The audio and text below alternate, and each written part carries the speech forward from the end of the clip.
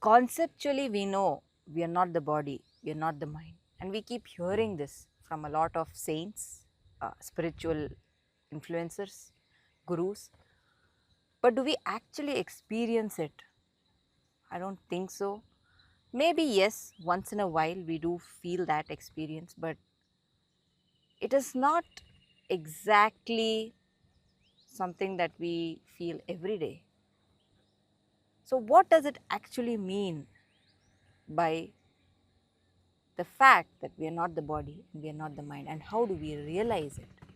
See, anybody who questions who am I, what is the purpose of my existence, what is the nature of my existence, why am I born, that person is like one in 100,000 or a million.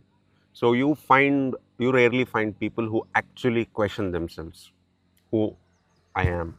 They have heard somebody ask the question, they have heard the answer, and they have not digested the question, like they have not felt it from within. Uh, but there are people who can feel it from within. Like they could take a moment of self reflection and see, who am I actually? Yes, uh, is it limited to the body? I- If a person limits himself to what the body is, he has reduced himself to less than an animal, because an animal also has threat perception, which does not come directly from the body, it comes from the mind, it comes from the reflexes. So, a person has the body, has the mind. Whatever more than that he is something every individual has to go within themselves and discover. Like I could tell you the answer directly if that's how I have seen it, but somebody who listens to me may believe it or may not believe it. But again, it's a concept called belief. I don't want to stick to belief. I want the reality. I want to see it for myself. That should be the intent of an observer. And how can a person see that? Observe. There are three dimensions. One is the sense perception, right? The body that you perceive through the senses, the mind that is observing. There's something that is more than the body and the mind, which can observe within the body. If I say, observe your breath as you breathe in, the breath is moving out. Which sense organ is observing that breath, that air moving inside? Which is that sense organ? Are you hearing the breath move into your body? No, And are you hearing it move within your lungs? no, No, right? Are you seeing it? no, No. no, No, I mean sight, the no, external sight. no, The internal system is not in front of you. right? So you're not seeing it. You're not hearing it. Are Mm-hmm. you smelling it? No, No. Can you taste it? no, No. Can you touch it? no, You might feel some sensation around the internal organs, but still it moves through a lot of parts which you actually don't even sense. So who is observing it? Mind feeds only through the senses. mm-hmm. If Interesting. mind feeds only through the senses, see, ask someone to see the world without using any of the senses. Again, I said see, which is related to eyes, but experience the world without using any of your senses. What is it? Awareness. It's nothing. Hmm. So, every person who has gone into this internal inquiry has realized that all that I experience through my senses is projected onto the mind, and there the world is created. The world is not necessarily external, it's an internal creation. So, the internal creation of the world of a person who is colorblind is different. The world is recreated in his mind differently. Let me take this twig that is lying here. I'm seeing this, I'm perceiving this as something. I see the color, I can feel it, I can see it, can probably even smell it. Now, what are you exactly trying to say? That this is not existent actually outside and this is something that's perceiving, but I can actually feel it, right? It's here. How do you know that you can actually feel it? How? The touch sensation, Mm-hmm. the sight, Mm-hmm. right? All that was projected onto your brain through your senses. Eyes saw that and projected it into your mind. Touch sensed it and sent signals to your brain. There, a recreation was created. And that recreation is your reality. That need not be the objective reality. But the recreation is happening. For example, when I take a microphone, we take signals, we convert it into electrical signals and we do processing and we convert it back. And when I'm talking here in front of the camera, the sound signals or could be the video or all of that is converted into something and then viewers are able to see it. But they are not receiving something that is not there. So what I'm trying to say is our mind is not recreating something that is not there. See, if I have to quote a very simple thing, I see the blue sky, right? You can also see it. Just because I can see it and you can see it, it doesn't mean there is something blue there. Everybody can see it. But if you travel directly into space, you will never encounter a blue object that is blocking you.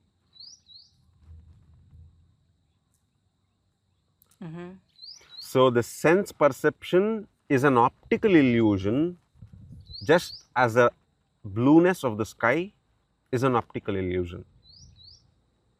Can you give one more example that we see in everyday life, but we have not realized this is an optical illusion? Oh, there are so many. So you can take any color for that example. Anything that you see, for example, what you see, the entirety of it could be seen in a dream as well. How do you tell that this is not the dream? How can you tell that you are talking to me right now? If you were to be asleep in some other dimension and woke up here in a dream from that dimension, this could be your simulated reality. You feel pain here, you smell, you see everything. If you sleep in this dimension, you might have a dream in another dimension where you again feel fear, and that fear could be transferred back to this dimension. Like you were sleeping, you had a bad dream, you are suddenly having physical symptoms, physiological symptoms, and you wake up frightened in this dimension because you cannot handle the dream anymore. Similarly, when you cannot handle this dimension of illusion anymore, the originality in you will wake up in the dimension that it came from. And when you sleep again and you dream and you get back into this dimension, another dream is created. So, what you have is the cycle of birth, death, and rebirth, all within these dimensions which are dreams.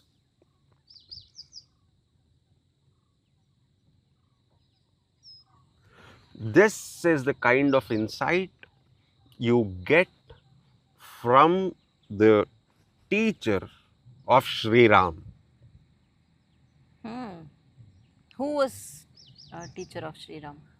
the person who taught this is Vasishta.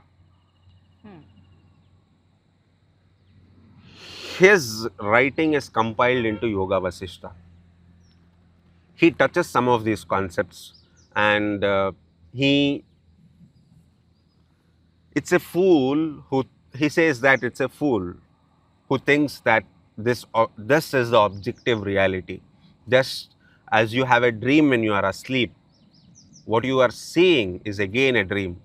The quote that I said, that the blueness of the sky is an optical illusion, right? The objective world appears as a reality just as the blueness of the sky is an optical illusion, is also a quote from Yoga Vasishta.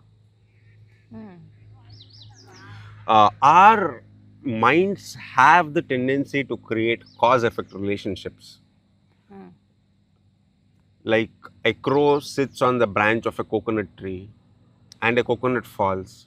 You think that every time a crow sits there, a coconut will fall. And if you want a coconut, you could even design systems to make the crow go and sit there.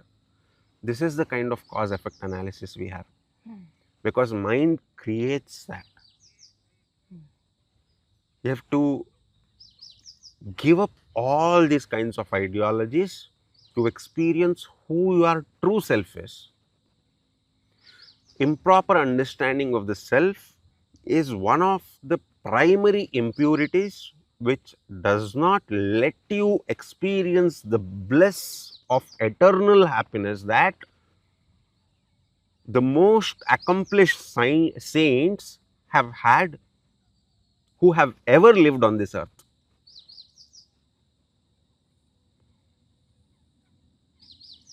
So, how do we escape this illusion?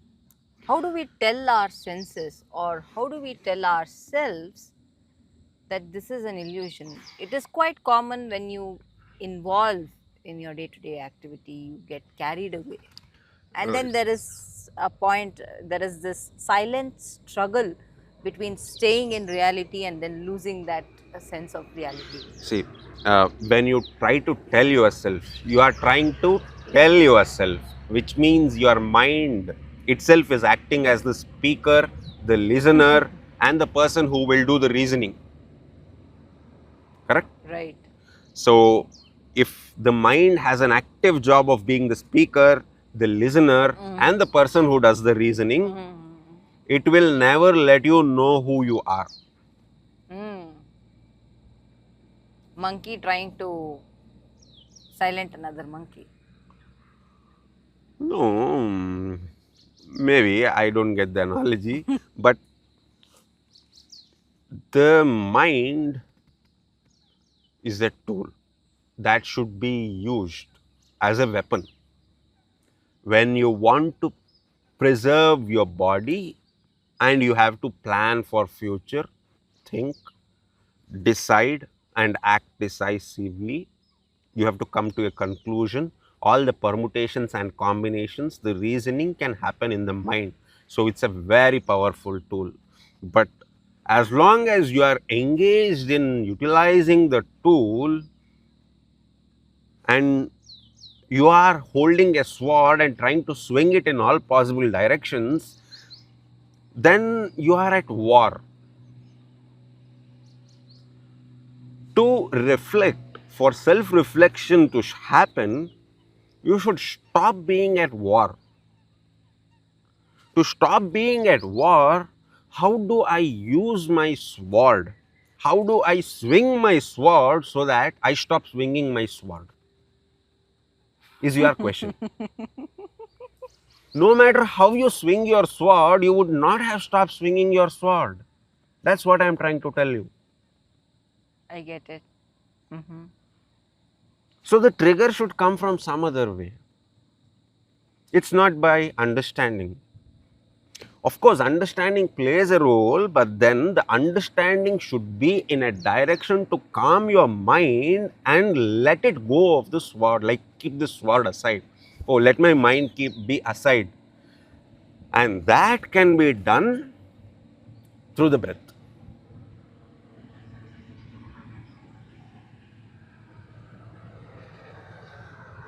If you are completely occupied in observing your breath as the breath moves in and the breath moves out. That is the only time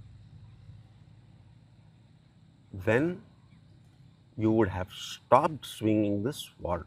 That is, stopped thinking. And even there, you could be lost into thought. It takes a little practice, but then you will get to that point. There are many other ways in which you can again stop swinging the sword, that is, stop using the mind. The mind stops in multiple situations, and the experience would be so beautiful that the once you experience it, you will crave for it again and again. That is where reality lies. That is what it means when people say you are not the body, you are not the mind. And what you experience when the mind is silent, calm, restful, beyond the body and the mind, is the beauty of the self, whose bliss is like an ocean compared to the happiness of everything on earth, which would just be a drop in comparison.